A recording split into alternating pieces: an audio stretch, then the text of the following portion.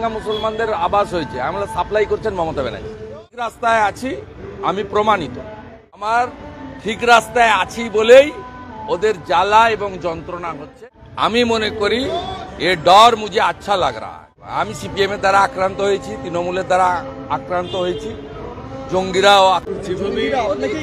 আমি বলতে পারবো না। আমি সঠিক রাস্তায় আছি, আমি প্রমাণিত। আমি বাংলাদেশের পীড়িত আক্রান্ত হিন্দুদের পাশে আছি। বাংলাদেশের অবৈধ কেয়ারটেকার সরকারের বিরোধিতা করেছি। বাংলাদেশে মানবাধিকার, গণতন্ত্র, সংবিধান লঙ্ঘিত হচ্ছে। বাংলাদেশে হিন্দু এবং জনজাতিরা, বুদ্ধিস্টরা, এমনকি খ্রিস্টানরা আক্রান্ত হচ্ছে, মন্দির ভাঙা হচ্ছে। সেক্ষেত্রে আমি আমার ঠিক রাস্তায় আছি বলেই ওদের জ্বালা এবং যন্ত্রণা হচ্ছে।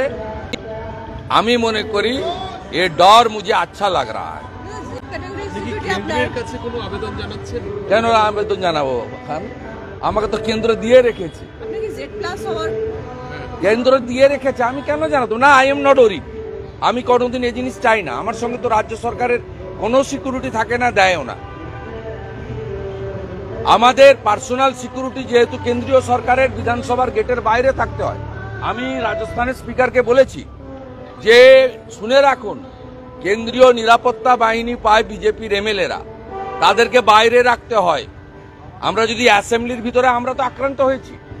তপন চ্যাটার্জি এর আগে শারীরিক আক্রমণ করতে এসেছেন, সেদিনকেও গেটের সামনে একজন আক্রমণ করতে গেছে ভিতরে।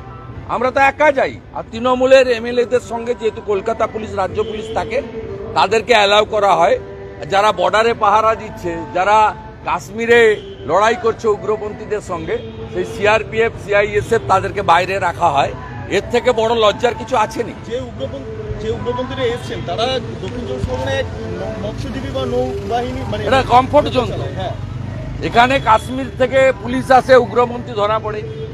এখানে আসাম থেকে পুলিশ আসে উগ্রপন্থীকে ধরার জন্য। এটা সেফ জোন। আমাকে স্পিকার রাজস্থান বলছিলেন যে আমার এলাকাতেও রোহিঙ্গা মুসলমানদের আবাস হয়েছে, আমরা সাপ্লাই করছেন মমতা ব্যানার্জি।